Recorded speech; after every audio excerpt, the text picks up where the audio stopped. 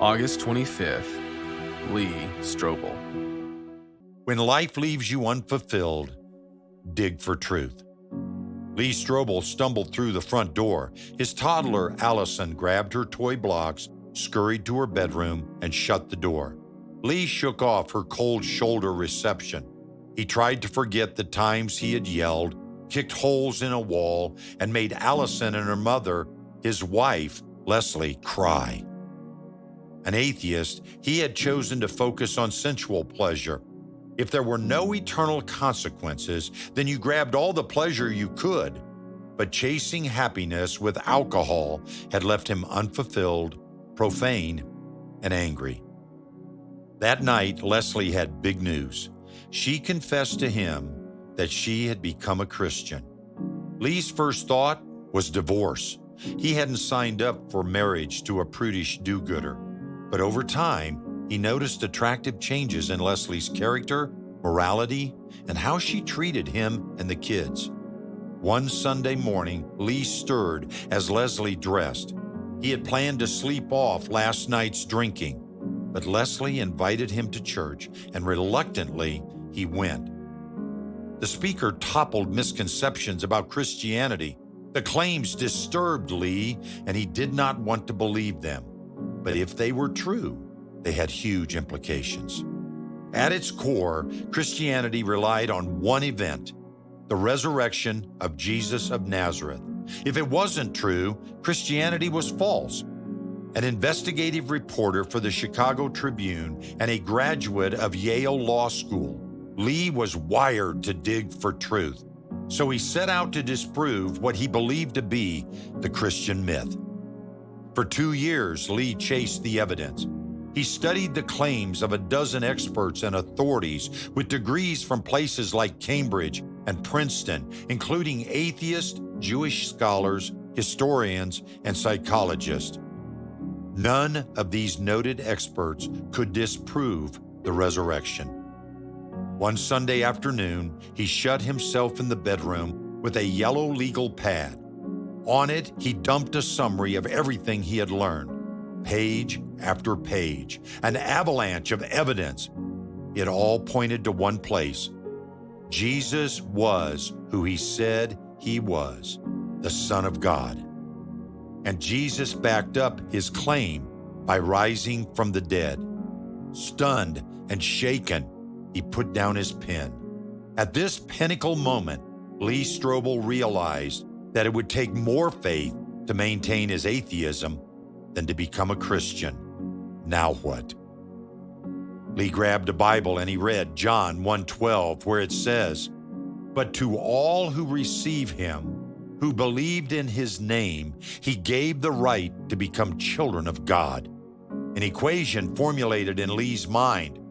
Believe plus receive equals become.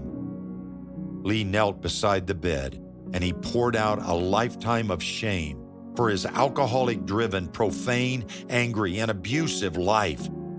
After his confession, he received the forgiveness Jesus offered. He became a child of God. Leslie was in the kitchen, and he went in and he told her what happened. She cried. She threw her arms around him. She had told her friends that Lee was a hard-headed, hard-hearted legal editor who would never bend his knee to Jesus. But one of them had read Ezekiel 36:26 to her, where it says, "And I will give you a new heart, and a new spirit I will put within you, and I will remove the heart of stone from your flesh." For years, Leslie asked God to take her husband's stony heart and replace it with a new one. Now God had done it. Over time, Lee quit being angry, disrespectful, and narcissistic. About 6 months later, Allison, now 5 years old, told Leslie and her Sunday school teacher, "I want God to do for me what he is doing for my daddy." Lee and Allison became best friends. Lee had taken his family on a road to destruction, but when he dug for truth, God rescued them. Does your belief system lead you and your loved ones toward destruction or toward restoration? When life leaves you unfulfilled, dig for truth.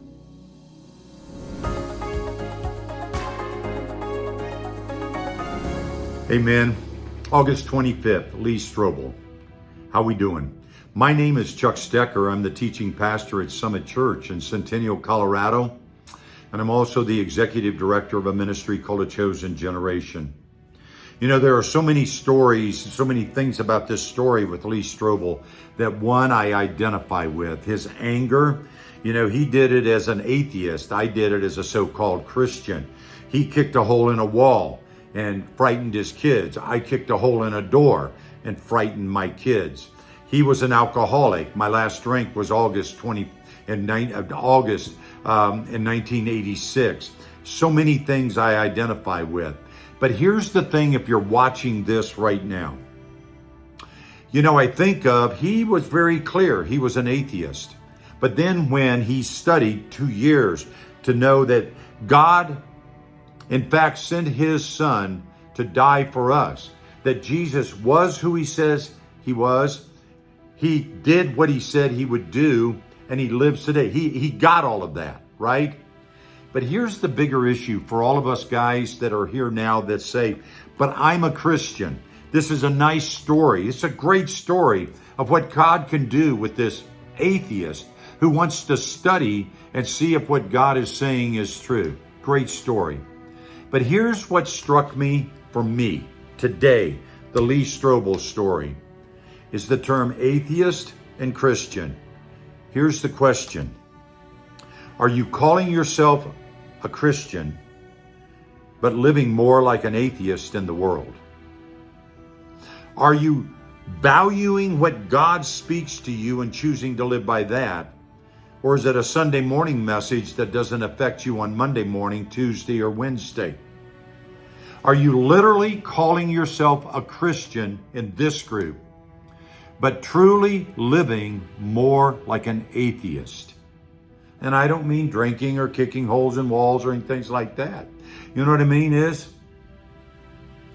your honesty, your language, how you treat others, generosity, how you care for your wife, love her, your kids. Oh, we can make a list that was huge, couldn't we? But it really comes down to this. Line up what an atheist is, line up what a Christian is by God's standards. Where do you fall on that scale? Are you living more like an atheist than you are a Christian? And if so, amen, what do you need to change? Ask God and he can help you change. God bless you guys.